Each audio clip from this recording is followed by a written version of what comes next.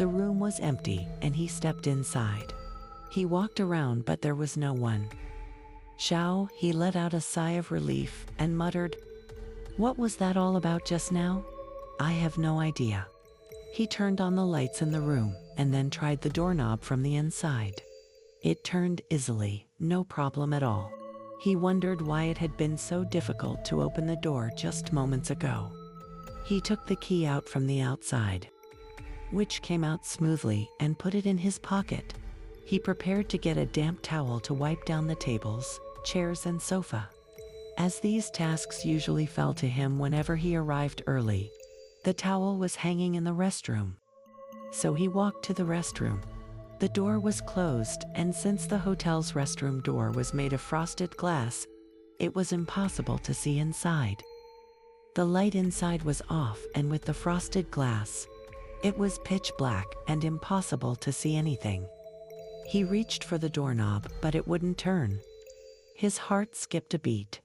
Just moments ago, he had struggled to open the office door, but once inside, he found no issues. Yet now the restroom door, which usually opened easily with a simple twist and push, wouldn't budge. He tried harder, but it remained stubbornly closed. The light switch for the restroom was inside, so he couldn't turn it on without opening the door. He started to panic and called out, "Who's in there?" He knew Xiao, she couldn't possibly be inside, and there was no response. Xiaohe's heart was pounding in his chest. He realized why he had felt something was off when he first entered the room. It was the restroom door. Since they started working in this office, the restroom door was always open unless someone was in. At night, they certainly wouldn't close the restroom door on purpose. Xiao He had locked up the office the previous day, and he remembered the restroom door being open when he left. So why was it closed now, and why couldn't he open it? He turned to leave the room, but just then the office door, which had been wide open, suddenly slammed shut. As if blown by a gust of wind, he let out a cry. Immediately, Xiao He heard a sound that he would never forget for the rest of his life. From behind the closed dark restroom door came a burst of laughter, a man's and a woman's.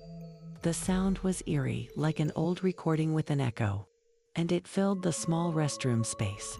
The male laughter was a series of soft while the female laughter was a loud hiss.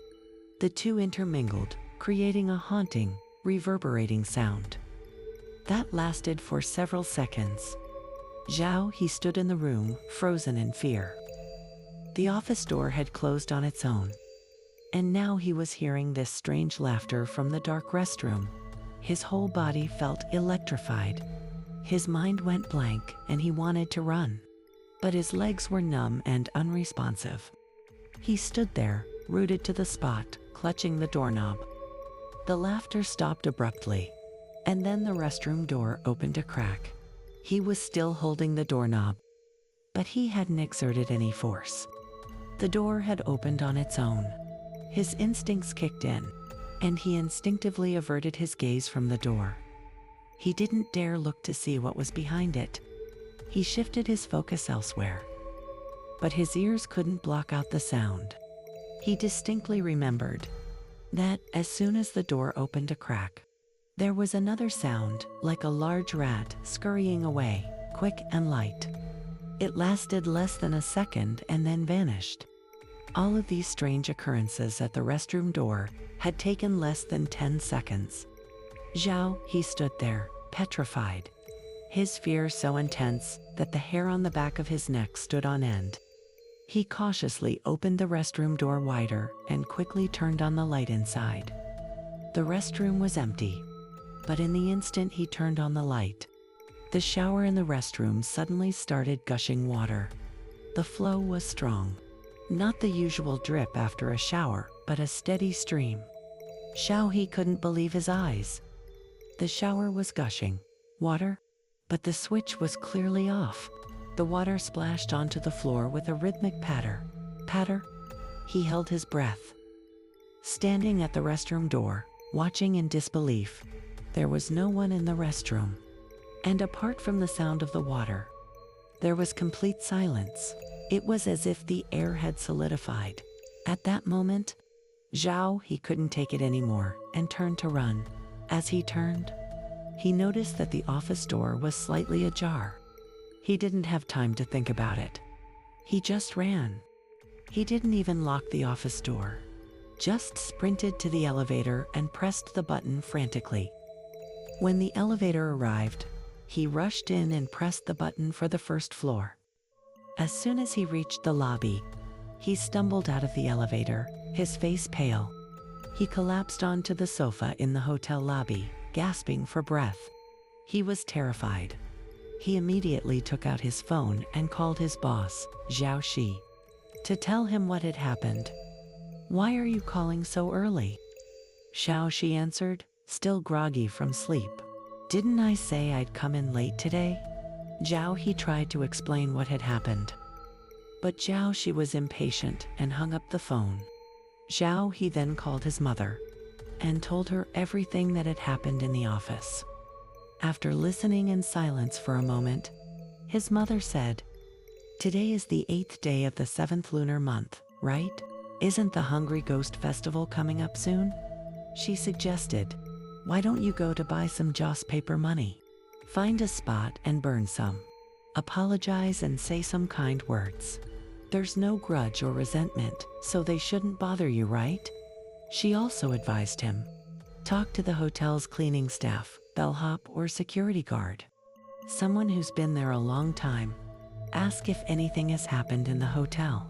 His mother even suggested, "If it gets too much, just come home. Don't go to work today." Zhao, he was in a state of confusion. He replied, "Okay, Mom, I'll figure it out." After hanging up, he didn't go anywhere. He just sat in the lobby waiting until almost 10 o'clock. When Zhao Shi finally arrived, Zhao He told him everything that had happened that morning. But Zhao Shi didn't believe him. When they went up to the 13th floor and saw their office, the door was open, and the restroom floor was soaked with water. Even then Zhao Shi didn't believe it. Zhao He dragged Zhao Shi to ask the hotel's cleaning lady, but as soon as she heard which floor and room they were talking about, her face changed.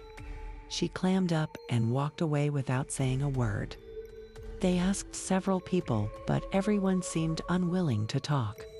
Even though they didn't get any answers, Zhao Shi started to feel a bit uneasy. But he still insisted, "You're scaring yourself. Let's not go around burning paper for no reason." For the next few days, Zhao He came in late and left early. He arrived at the office around 10 and left about 5 in the afternoon. As the Hungry Ghost Festival approached, he took a few days off, telling Zhao Shi he wasn't feeling well. Zhao Shi agreed without much fuss. After those few days, when Zhao He returned to the office, Zhao Shi was already there. He said, "Hey buddy, I remember when you said we should get a statue. I think you were right. Let's go check it out now." Without waiting for a response, Zhao Shi dragged Zhao He out of the hotel and to a gold shop. They browsed through various statues of Guan Yu and Guan Yong. Eventually they spent a considerable amount of money on a Guan Yu statue holding a blade. Zhao Shi also had his family get a small red Maitreya Buddha statue from the Jeoj Temple in the northern suburbs of Ch. The statue was only about 3 centimeters tall and was placed in the office. Zhao He never asked Zhao Shi why his attitude had changed so drastically. The two of them never talked about it again. No more strange things happened for a while, but Zhao He still felt uneasy. He eventually resigned and found another job. Zhao Shi also moved out of the hotel office not long after. The two of them still get together occasionally. But Zhao He has never asked Zhao Shi what strange things he might have encountered. Zhao Shi never brought it up, either, and it was clear that he was reluctant to talk about it. He seemed to have a strong aversion to discussing those events. But even after all these years, Zhao He still vividly remembers the hotel's explanation for why the walls were covered with craft paper. It was such a weak excuse, saying that Children had kicked the walls and made them dirty. When you think about it, it just doesn't make sense.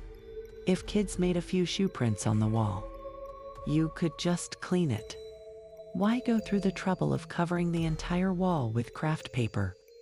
And why was their office so much cheaper than others on the same floor, including the neighboring ones? When they asked the longtime employees like the cleaning staff about any issues with that office, everyone just said they didn't know and walked away, looking very nervous. There was definitely something fishy going on. To this day, Zhao he still gets goosebumps when he thinks about it. On the morning of July 8, 2009, in the pitch-black unopenable restroom, what exactly was in there? Who was laughing with that mum and his... He still doesn't know, but that experience had a profound impact on him. Now, whenever he goes to the restroom at night, he always coughs a few times before opening the door. He makes a little noise at the door and waits for a moment before daring to go in.